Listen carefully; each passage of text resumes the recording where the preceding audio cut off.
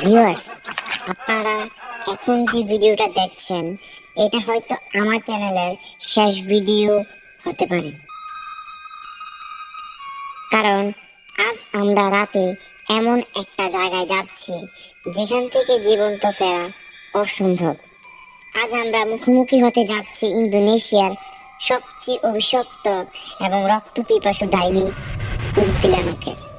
যদি আপনার হার্ট দুর্বল হয়ে থাকে তবে এখনই ভিডিওটি বন্ধ করে দিন, কারণ আজকে রাতে যা ঘটতে চলেছে তা দেখার জন্য আপনি মানসিকভাবে প্রস্তুত নন। আজকের ট্রিপে আমাদের বাস শেষ পর্যন্ত গন্তব্যে পৌঁছাতে পারবে নাকি মাঝ রাস্তায় কুন্তিলানকের শিকার হবে, সেটাই দেখার। পুরো ভিডিওটা শেষ পর্যন্ত দেখুন, কারণ আজকের জার্নিতে যে কোনো মুহূর্তে ঘটতে পারে চরম বিপদ। এই ভিডিওতে থাকছে না কোনো এডিট, আমরা রিয়েল কুন্তিলানকের কাছে আজকে যাব। এখন রাত ঠিক 11টা বেজে 42 মিনিট। আমি এখন দাঁড়িয়ে আছি ইন্দোনেশিয়ার একটা শুনশান হাইওয়ের পাশে। আজ আমরা কোনো সাধারণ ট্রিপে যাচ্ছি না, আজ আমরা যাচ্ছি ইন্দোনেশিয়ার সবচেয়ে অভিশপ্ত এবং পরিত্যক্ত একটা জায়গায়, যার নাম তেগাল।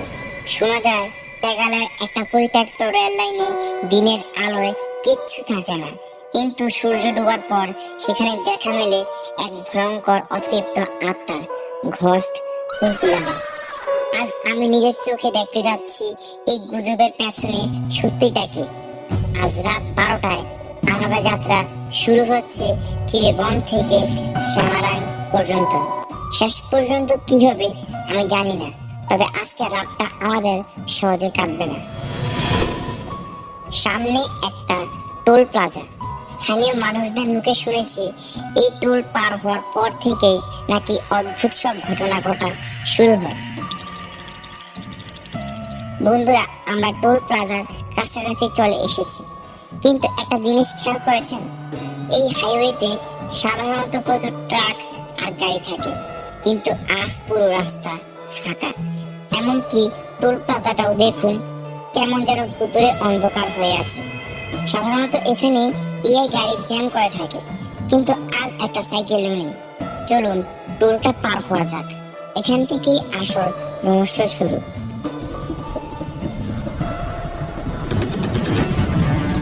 ম্যাপ অনুযায়ী আমরা তেগালের খুব কাছাকাছি চলে এসেছি। গেমের গ্রাফিক্স হলেও এই পরিবেশটা জাস্ট শিউরে ওঠার মতো। আমরা এখন ঠিক সেই অভিশপ্ত স্পটের দিকেই এগোচ্ছি, কিন্তু তার আগে আমাদের জানা দরকার কে এই কুন্তিলানক আর কেন পুরো এশিয়া তাকে নিয়ে কাঁপছে। লোককথা অনুযায়ী কোনো সন্তান সম্ভাবনা নারী যদি সন্তান জন্ম দেওয়ার সময় মারা যান, তখন তার অতৃপ্ত আত্মা এই ভয়ঙ্কর রূপ নেয়। এদের চেনার উপায় হচ্ছে ধবধবে সাদা গাউন, পিঠ পর্যন্ত ছড়ানো জট পাকানো কুচকুচে কালো চোখ আর লম্বা ধারালো মুখ। কিন্তু সবচেয়ে বীভৎস ব্যাপার হলো এদের পিঠে একটা গভীর ক্ষত বা গর্ত থাকে, যা এরা চুল দিয়ে লুকিয়ে রাখে। সবচেয়ে ভয়ঙ্কর ব্যাপার কি জানেন? কুন্তিলানক যখন আশেপাশে থাকে তখন সে এক অদ্ভুত খেলা খেলে। আপনি যদি শুনেন তার খিলখিল হাসির আওয়াজ বা কান্নার আওয়াজ অনেক দূর থেকে আসছে, তার মানে সে দূরে নেই, সে ঠিক আপনার ঘাড়ে এসে দাঁড়িয়েছে। আর যদি আওয়াজটা খুব কাছ থেকে শুনেন তবে বুঝবেন সে একটু দূরে আছে। সে একা একা থাকা ড্রাইভারদের সম্বোধন করে বাস খাদে ফেলে দেয়। মনে হচ্ছে যেন কেউ আমাদের উপর নজর রাখছে। 2,000 years later. অবশেষে আমরা পৌঁছে গেছি সেই পরিত্যক্ত রেল লাইনে। ঘড়িতে এখন রাত ঠিক 3টা। দিনের বেলায় এখানে অনেক গেমাররা এসেছেন, কিচ্ছু পাননি, কারণ এই আত্মাটি কেবল রাতের অন্ধকারেই আসে।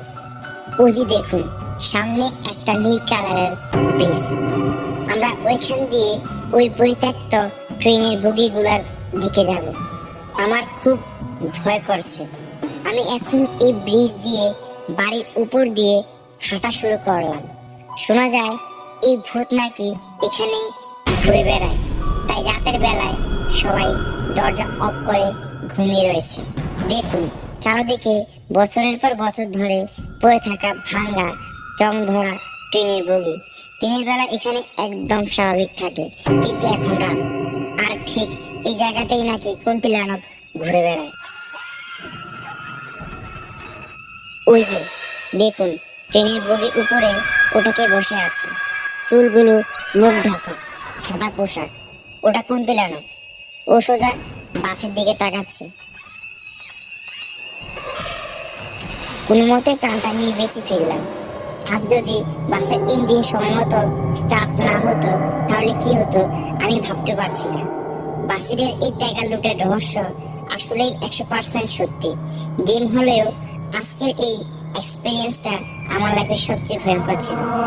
আপনারা যারা ভিডিওটা শেষ পর্যন্ত দেখলেন, আপনাদের কেমন লেগেছে অবশ্যই কমেন্টে জানান। এই পরিত্যক্ত রেল লাইনে আপনারা আগে কখনো এসেছেন কিনা সেটাও বলে যাবেন। ভিডিওটা ভালো লাগলে অবশ্যই একটা লাইক দিবেন, আর চ্যানেলটা সাবস্ক্রাইব করে বেল আইকনটা অন করে রাখুন, কারণ সামনে এমন আরো অনেক রহস্যময়ী ট্রিপ নিয়ে আসতে চলেছি। আজকের মতো এখান থেকে বিদায়। সবাই ভালো থাকবেন, সুস্থ থাকবেন।